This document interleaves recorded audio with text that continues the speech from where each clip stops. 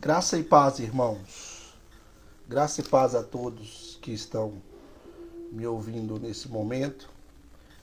E graça e paz a todos que ouvirão essa mensagem futuramente.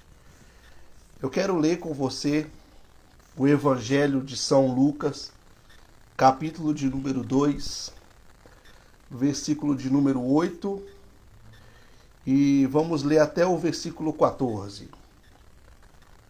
Ora, havia naquela mesma comarca pastores que estavam no campo e guardavam durante as vigílias da noite o seu rebanho. E eis que um anjo do Senhor veio sobre eles, e a glória do Senhor os cercou de resplendor, e tiveram um grande temor.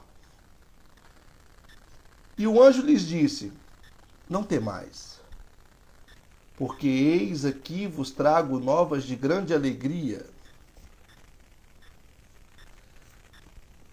que será para todo o povo, pois na cidade de Davi vos nasceu hoje o Salvador, que é Cristo, o Senhor. Verso 12. E isto vos será por sinal: achareis o menino envolto em panos e deitado numa manjedoura. E no mesmo instante apareceu com o anjo uma multidão dos exércitos celestiais, louvando a Deus e dizendo: Glória a Deus nas alturas, paz na terra, boa vontade para com os homens. Essa é a mensagem que nós temos para hoje. Esse é o texto que nós temos para hoje. Vamos orar a Deus aqui para que Deus possa nos abençoar? Senhor, nessa noite eu quero engrandecer o teu nome, declarar o teu senhorio, a tua santidade, a tua graça sobre as nossas vidas. Abençoa as pessoas que ouvirão esta mensagem no dia de hoje, essas pessoas que ouvirão a mensagem do Evangelho futuramente, que a bênção do Senhor possa estar sobre nós e repousar sobre a nossa vida nesse instante. Que nenhum ruído possa atrapalhar a comunicação do Evangelho, que as opiniões deste ministro possam ser postas de lado, a fim de que a tua palavra seja anunciada, proclamada e engrandecida nesta noite. Traga salvação, cura, avivamento e, acima de tudo, a paz que excede todo o entendimento sobre os corações desses que me ouvem, agora e sempre. Amém e amém. Bem, na última mensagem eu falei sobre a expectativa do Natal. Essas mensagens serão 3 mensagens antes do Natal e cada uma dessas mensagens tem um tema. A primeira mensagem eu falei sobre a expectativa da vinda de Jesus, a expectativa que havia sobre os hebreus, a expectativa dos pastores que estão no campo pastoreando as ovelhas e recebem a visita dos anjos. Nessa segunda mensagem eu quero falar sobre a paz sobre a terra, a paz entre os seres humanos, que é uma das mensagens do Natal. Na última palavra eu disse que o Natal ele tem vários sentidos, ele tem vários significados. Jesus está trazendo várias mensagens para o homem em meio ao seu nascimento, em meio ao seu advento, em meio à sua vinda. E aqui no verso 14 está escrito assim: glória a Deus nas alturas. Essa é a parte mais importante do texto. E eu vou deixar ela por último, que é a terceira mensagem, que é a glória de Deus nas alturas. E ele continua dizendo assim, olha, paz na terra, boa vontade para com os homens. Então, os anjos de Deus aproximam-se dos pastores e comunicam o nascimento de Jesus. E quando eles comunicam o nascimento do Messias, Jesus Cristo, eles dão essa mensagem para os pastores. A mensagem é a glória de Deus, tema da próxima mensagem, e paz na terra sobre os homens. Por que os anjos estão trazendo essa mensagem? Porque essa mensagem é a mensagem mais significativa, depois da glória de Deus, para a humanidade. Se Jesus está nascendo, se o Cristo está vindo, ou seja, o menino nos nasceu e um filho se vos deu, diz o profeta Isaías. Se Jesus está nascendo, a glória de Deus será revelada. E essa glória de Deus que há de ser revelada vai trazer paz sobre os moradores da terra. O Natal é um tempo que Jesus está vindo e a mensagem de Deus está vindo e o Evangelho está vindo para o mundo a ser anunciado. E esse tema é um tema muito importante para a humanidade, porque toda a humanidade necessita a paz e busca a paz. Alguém em algum lugar escreveu: eu faço a guerra hoje para que um dia eu possa ter a paz. O argumento humano de alguns teóricos é que a guerra é algo necessário para que venha a paz. Mas o argumento de Cristo é: o evangelho é necessário para que venha-se a paz. O reino de Deus anunciado é a única coisa que pode nos fornecer a paz. Essa paz, em primeiro lugar, ela é impossível no estado atual da humanidade. A humanidade, ela não tem condições de experienciar a paz, porque a humanidade está em um estado de guerra, de conflito. A humanidade está em um estado contra a paz, porque em Adão, todos os seres humanos pecaram contra Deus. Em Adão, toda a humanidade entrou em conflito diante de Deus. Se você perguntar para as pessoas qual é o melhor time de futebol de Minas Gerais, você não vai achar paz. Se você perguntar para as pessoas qual é a melhor igreja de Belo Horizonte, você não vai achar paz. Se você perguntar qual é o melhor candidato a presidente da República em 2022, você não vai achar paz. Se você perguntar o que é mais gostoso, café ou café com leite, você não vai encontrar paz, porque em todos os lugares, em todos os ambientes, em todos os locais da sociedade, a sociedade vive, o homem vive em um constante conflito. A humanidade sempre viveu assim desde a queda de Adão. Na última mensagem eu falava que esse período político que nós passamos é um período de muito conturbado, né? Um período difícil, onde as pessoas têm muita dificuldade de entenderem umas às outras, mas isso não é nada mais do que o estado natural da humanidade. Se os homens não estivessem brigando por causa de política, eles estariam brigando por causa do corte de cabelo. Ou então por causa da sua posição de autoridade na sociedade. Afinal, é isso que é política, né? Posição de autoridade. C.S. Lewis escreve em um dos seus livros uma frase que me intriga muito. Ele diz assim: os homens, C.S. Lewis, os homens são como os frangos. Os homens são como os frangos. Não há paz no galinheiro enquanto não se decide quem é o maior. Vou repetir o C.S. Lewis. Os homens são como os frangos. Não há paz no galinheiro enquanto não se decide quem é o maior. Então C.S. Lewis, vendo ali uma situação do mundo animal, do reino animal, viu que os frangos, as galinhas, os galos vivem em conflito enquanto não tem um líder sobre si. Então, essa paz que a humanidade precisa e procura, ela só é encontrada na pessoa bendita de Jesus Cristo. Os anjos vêm anunciando a glória de Deus, glória a Deus nas maiores alturas e paz na terra com os homens. O segundo ponto é o seguinte: essa paz, ela é impossível, mas ela tem que ser buscada.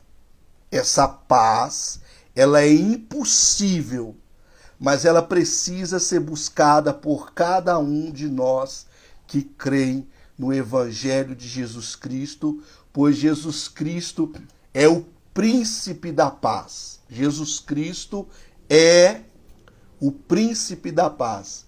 E se ele é o príncipe da paz e nós somos embaixadores do reino de Deus, nós devemos buscar a paz em todos os nossos relacionamentos, em todos os nossos convívios sociais, em todos os ambientes que estivermos vivendo.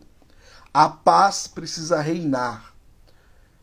Ainda que eu tenha que entrar em conflito com alguém para que essa paz seja estabelecida, o objetivo final de um cristão em todas as relações, em todos os ambientes, sejam ambientes de trabalho, seja na escola, na faculdade, seja na igreja, em todos os ambientes, a nossa vocação primeira é sermos embaixadores do príncipe da paz. Saudades de você também, meu irmão. Um beijo para você. Que Deus abençoe a sua vida.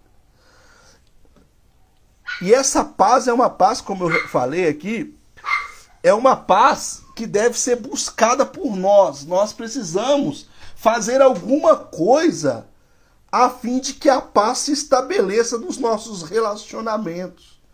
Às vezes é com a esposa, é com o filho, é com o seu patrão, é com o seu colega de trabalho. Houve um litígio, houve uma confusão, houve qualquer situação que separou um do outro. Nós que somos de Cristo, nós temos que buscar essa paz uns com os outros. Amém? É difícil falar isso para algumas pessoas, porque algumas pessoas estão vindo agora de um conflito muito grande. Não posso deixar de lado a questão da eleição. Algumas pessoas trataram o processo eleitoral como uma verdadeira guerra. Teve pessoas que brigaram com as esposas, com os maridos, com os filhos, com os pais, brigaram por causa do candidato A, do candidato B, né? Brigaram olha, começa paralela aí. Brigaram por vários motivos, né? Cada um com a sua verdade, cada um com a sua convicção. Só que acima de tudo,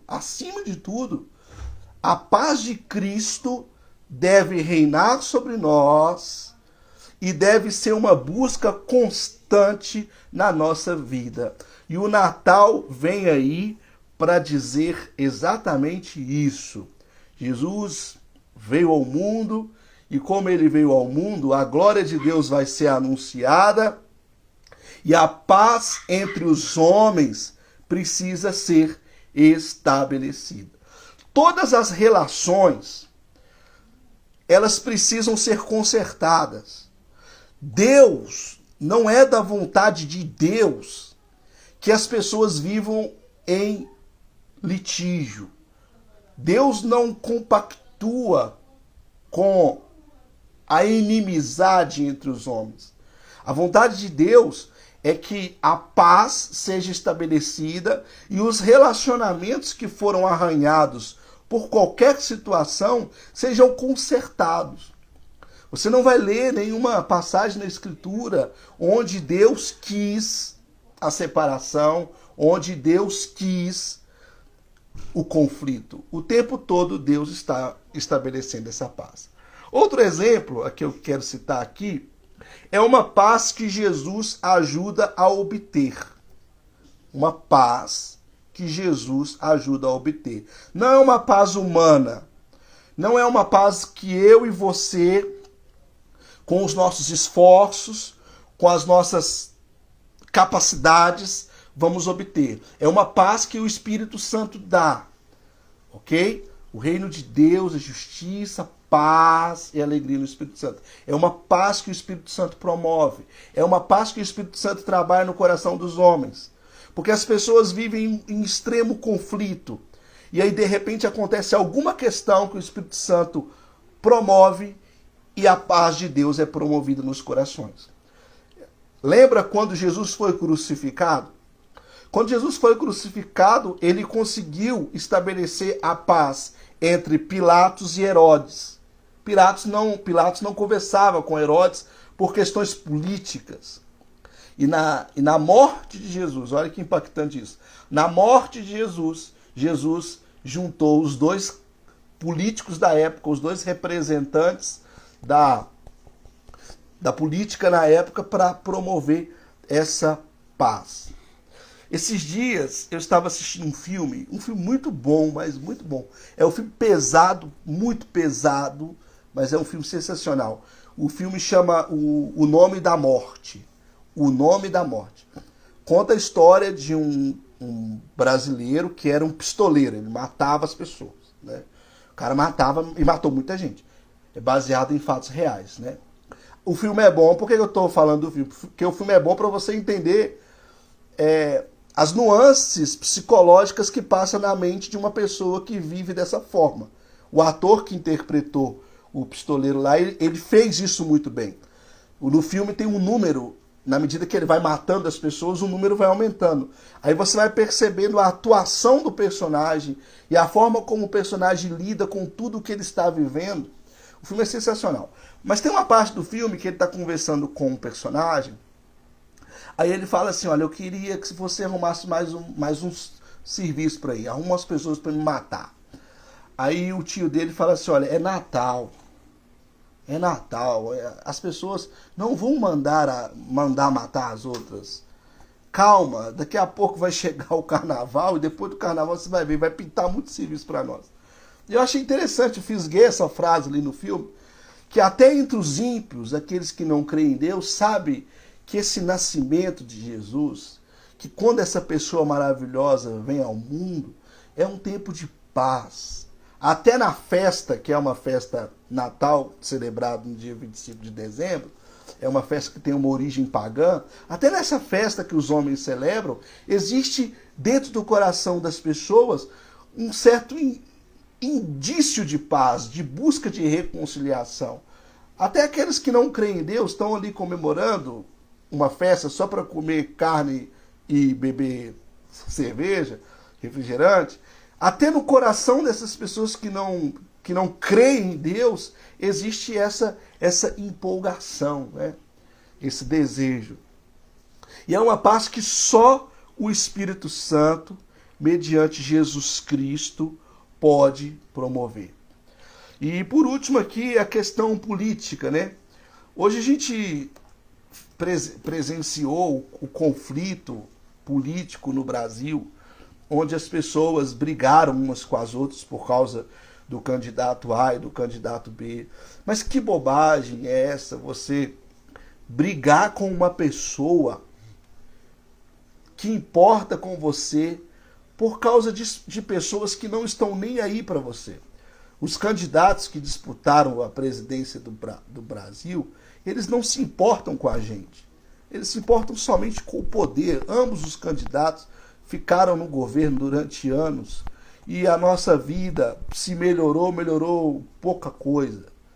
Aí você vai entrar em conflito, em litígio com seu pai, com a sua mãe, com seus irmãos, por causa de pessoas que nem sabem da sua existência, né? Então que essa mensagem possa trazer sobre nossa vida o conserto, a paz entre os homens. Uma espécie de reconciliação. Ainda que essas pessoas que brigaram com a gente por algum motivo não queiram a reconciliação, vamos buscar do Espírito Santo essa reconciliação. Outro ponto que eu anotei aqui é a questão do pressuposto humano. As pessoas, elas vivem as suas vidas baseado no pressuposto que tem umas das outras. Vou te explicar. Blaise Pascal, ele escreve assim, ó: o coração do homem tem razões que a própria razão desconhece. Vou repetir. Lá nos Pensamentos de Pascal ele diz: o coração do homem tem razões que a própria razão desconhece. O que Pascal está querendo dizer? Nós não entendemos o motivo que as pessoas têm para gostar de alguém ou de algo. A gente não entende os motivos. Por que o fulano gosta do Beltrano? Por que o fulano gosta daquilo? Vou dar um exemplo para você. Eu não consigo entender como que existem pessoas que gostam tanto de futebol, mas tanto de futebol, que assiste futebol no sábado, no domingo, acompanha o noticiário do futebol, lê os jornais sobre futebol. Eu, particularmente, gosto de futebol, assisti os jogos da Copa, mas eu não consigo entender como que as pessoas ficam fissuradas nisso. As pessoas ficam fissuradas no futebol porque elas gostam de futebol. Não existe razão nenhuma para gostar do futebol. Da mesma forma que não existe razão nenhuma para gostar de voleibol, de Fórmula 1. As pessoas gostam do que gostam porque querem gostar. As pessoas gostam das pessoas porque querem gostar. Às vezes a gente vê um casal, um homem e uma mulher, e a gente fala assim, esses dois não tem nada a ver. Eles se casaram. A gente vê amigos, eles não têm nada a ver, mas eles se gostam. As pessoas se gostam porque elas querem gostar de quem elas gostam.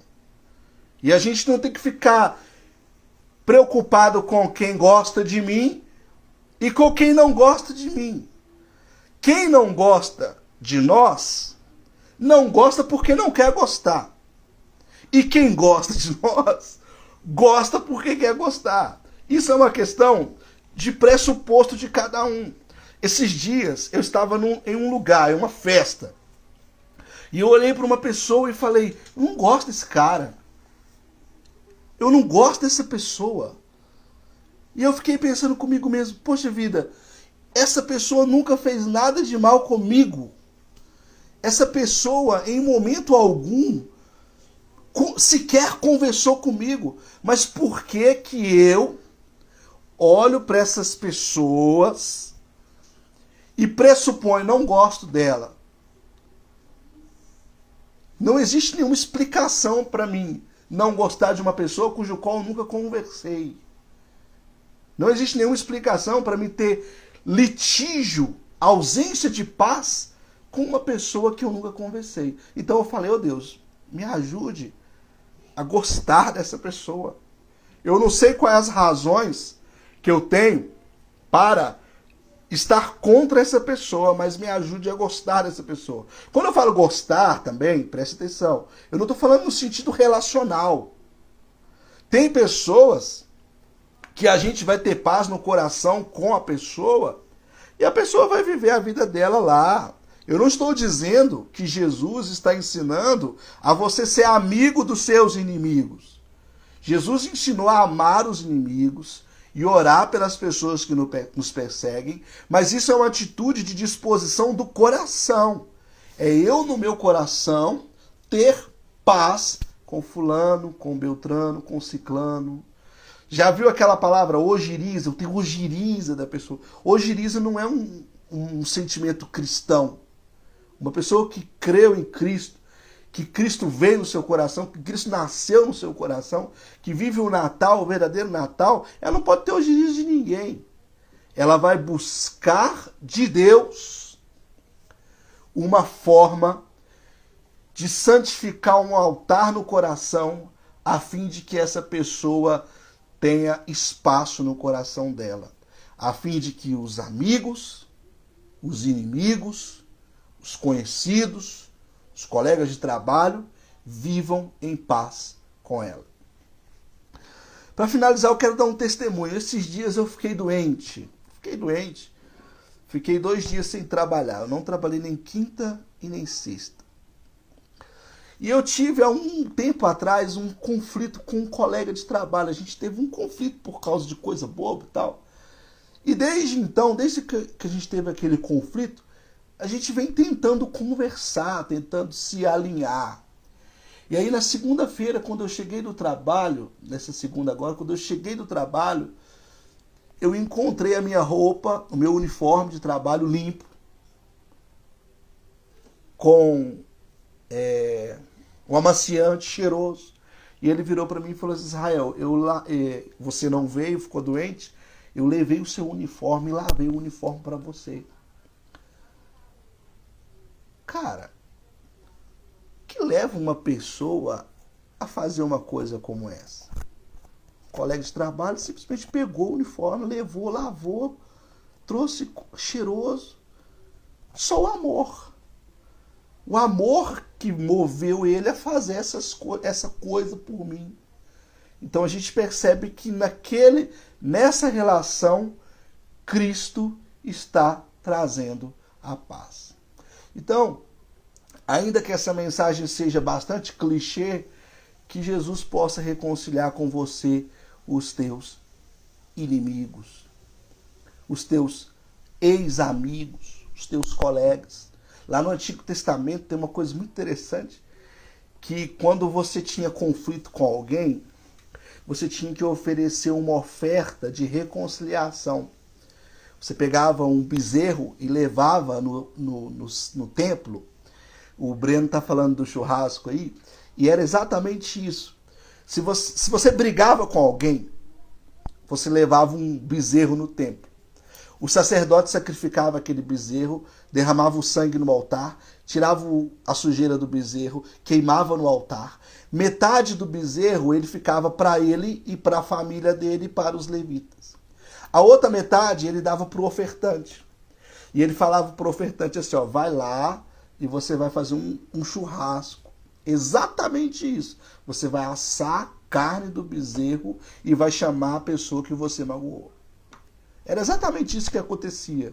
Porque quando eles comiam carne juntos, quando eles partilhavam uma refeição juntos, haveria paz. Eu posso pedir desculpa para alguém, olha, te ofendi, me desculpa. A pessoa pode virar e falar, beleza, te desculpo. Mas a gente só descobre que a pessoa desculpou a gente ou não, que houve reconciliação entre nós e o outro, quando você come um pedaço de carne, um pedaço de pão, arroz e feijão com a pessoa, e a pessoa continua sorrindo para você. Por isso que lá no Antigo Testamento tinha essa oferta. Metade era dado lá para o sacerdote, e a metade se levava para casa para você fazer um churrasco com alguém.